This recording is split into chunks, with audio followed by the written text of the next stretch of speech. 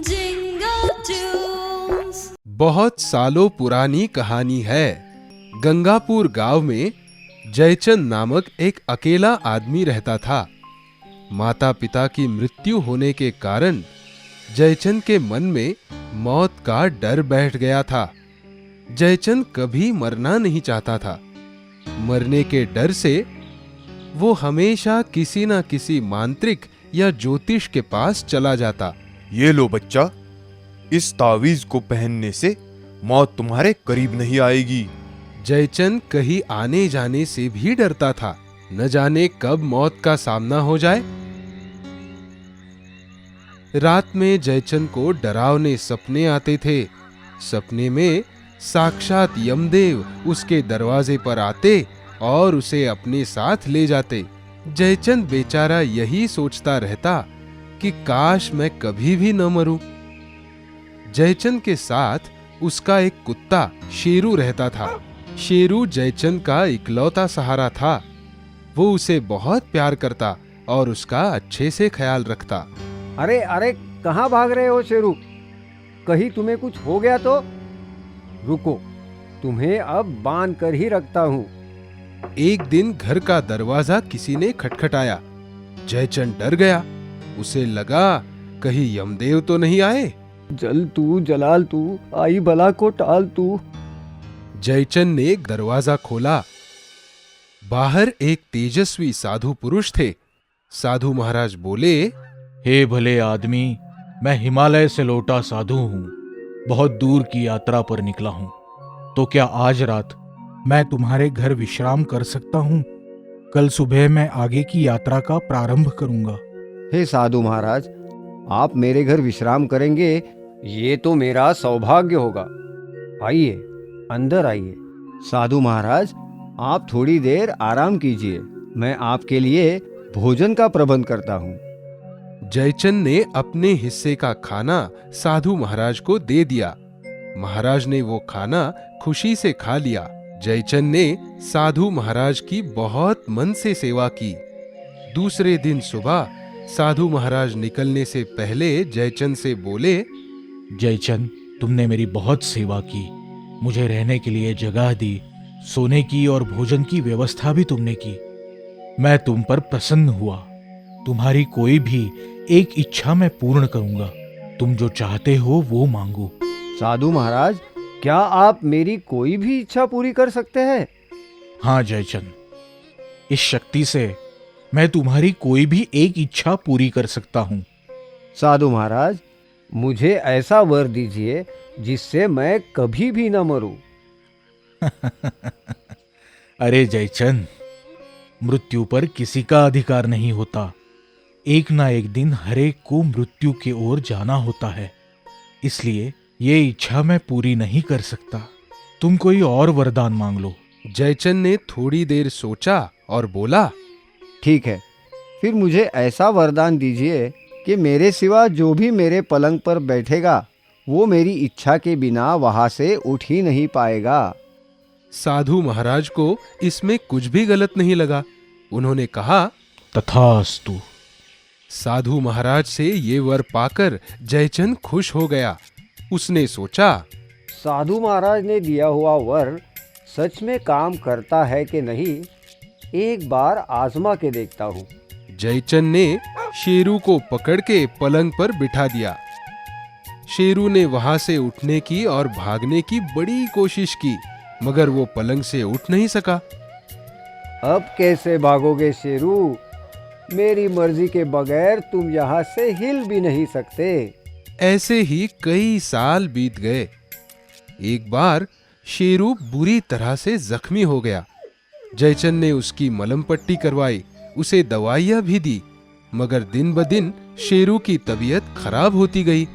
हे भगवान, क्या शेरू मरने वाला है? शेरू की तबीयत बिगड़ने से जयचंद परेशान था। वो खाना खाए बगैर ही सो गया। तभी दरवाजे पर दस्तक हुई। जयचंद ने दरवाजा खोला तो साक्षात यमदेव आए थे। जयचंद, मैं तुम्हें लेने आया हूँ।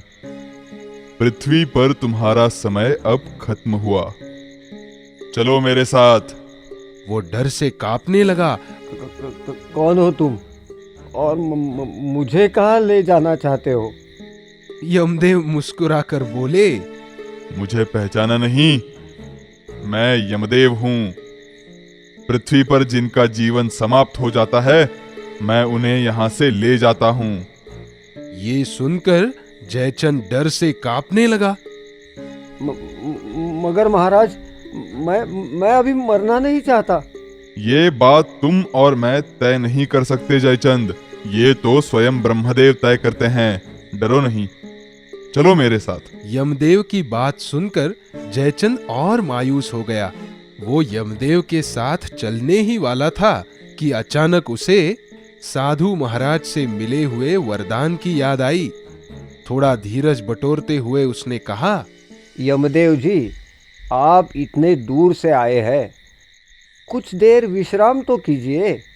आइए, इस पलंग पर बैठिए। चलो ठीक है, बैठता हूं। यमदेव जैसे ही पलंग पर बैठे, जयचंद ने चैन की सांस ली। बच गया। थोड़ी ही देर बाद यमदेव बोले, बहुत हुआ आराम जयचंद, चलो अब हमें चलना चाहिए। यमदेव पलंग से उठने लगे, मगर ये क्या, वो पलंग से उठ ही नहीं पा रहे थे। कितनी भी कोशिश करो, यमदेव हिल भी नहीं पा रहे थे। ये क्या हो रहा है? मैं उठ क्यों नहीं पा रहा हूं यहां से? अरे अरे, कौन है? छोड़ो मुझे। यमदेव की हालत देखकर जयचंद खुशी से बोला, मेरी मर्जी के बगैर आप यहाँ से कहीं नहीं जा सकते यमदेव जी। मतलब? जयचंद ने उन्हें साधु महाराज से मिले हुए वरदान की कथा विस्तार से बताई और कहा, मेरी इच्छा आज पूरी हो गई। मैं कभी नहीं मरूंगा, क्योंकि आप यहाँ से कहीं जा ही नहीं सकते हो। ऐसा मत करो जयचंद, यदि मैंने मेरा काम नहीं किया तो अनर्थ हो जाएगा, पूरी पृथ्वी का संतुलन बिगड़ जाएगा। मुझे जाने दो। जयचंद ने यमदेव की एक न सुनी और वो उन्हें घर में कैद कर खेत में चला गया।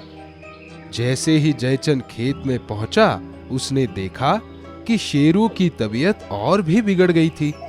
जयचंद शेरू की दवाई लाने के लिए झोपड़े के अंदर गया तो उसने देखा कि चूहे अनाज की बोरियां कुरेद रहे थे।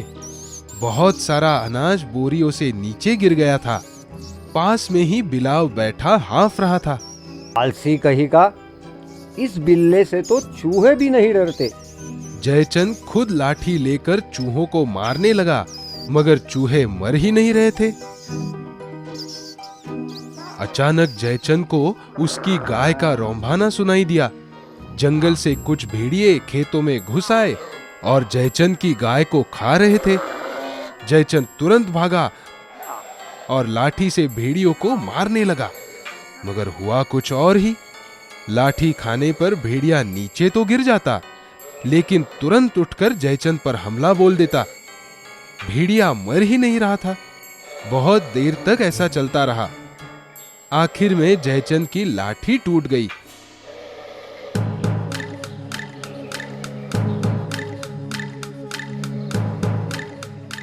जयचंद ने आसपास देखा तो जंगल के और भी जानवर गांव में घुस आए थे। सारे गांव वाले उनसे जान बचाकर इधर उधर भाग रहे थे। ये देखकर जयचंद बहुत डर गया और शेरू को लेकर भेड़िए से जैसे तैसे जान बचाकर भागते हुए घर आया। दरवाजा लगाकर हांफने लगा। यमदेव वही पलंग पर बैठे तिलमिला रहे थे। जयचंद को देखकर उन्होंने पूछा, क्या हुआ जयचंद, हाफ क्यों रहे हो? सब खैरियत तो है ना? क्या बताऊं महाराज। जयचंद ने सारी हकीकत यमदेव को बता दी। यमदेव बोले, मैंने तुमसे कहा था ना कि अगर मैंने मेरा काम नहीं किया तो पूरी पृथ्वी का संतुलन बिगड़ जाएगा। तुमने मुझे यहां कैद करके रखा है, इसीलिए यह सब हो रहा है। देखो इस शेरू को, क्या तुम इसकी पीड़ा दूर कर सकते हो? नहीं ना। शेरू का जीवन काल खत्म होने को है। अब सिर्फ मौत ही उसे मुक्ति दे सकती है। मगर यमराज, कोई भी भला मरना क्यों चाहेगा? अरे जयचंद, यहां जो कोई भी जन्म लेता है उसे एक न एक दिन मरना है। ये तो प्रकृति का नियम है, वो कोई भी टाल नहीं सकता। मृत्यु से केवल शरीर मरता है, आत्मा तो अमर है। तुम एक बार मुझे रिहा करके देखो, मैं तुम्हें बताता हूं। बहुत सोच विचार के बाद जयचंद ने यमदेव को पलंग से उठने की अनुमति दी। उन्होंने बड़े प्यार से शेरू को सहलाया और उसकी आंखें बंद की। शेरू शांत हो गया। देखा जयचंद, अब शेरू बिल्कुल ठीक है, उसे कोई दर्द नहीं। शायद आप ठीक ही कह रहे हो यमदेव जी। मौत इतनी भी डरावनी नहीं है। मैंने समझने में गलती कर दी। देर आए दुरुस्त आए। अब चलें। जी हाँ, चलते हैं। यमदेव, जयचंद और शेरू यमलोक की ओर प्रस्थान कर गए। अच्छा, ये तो बताइए, मैं स्वर्ग में जाऊंगा या नरक में? वैसे तो सारी जिंदगी तुमने पुण्य ही कमाया है, मगर स्वयं यमदेव को कैद कर रखा। पाप, अघोर पाप। क्षमा चाहता हूँ यमदेव जी, मुझसे गलती हो गई, माफ कर दीजिए। मैं नरक में नहीं रहना चाहता। शेरू की आवाज सुनकर जयचंद की आंख खुल गई। सवेरा हो चुका था। दवाइयों से शेरू की तबीयत भी ठीक होने लग गई थी। मैं जिंदा हूँ? मतलब ये बस एक सपना ही था? बाप रे, कितना अजीब सपना था। शायद मौत उतनी भी भयंकर नहीं जितना मैं सोचता था। हम आपके लिए हमेशा नई कहानियाँ और नए गाने लेकर आते रहेंगे। तब तक आप गाते और देखते रहिए जिंगल टूस जिंगल टूस जिंगल टूस।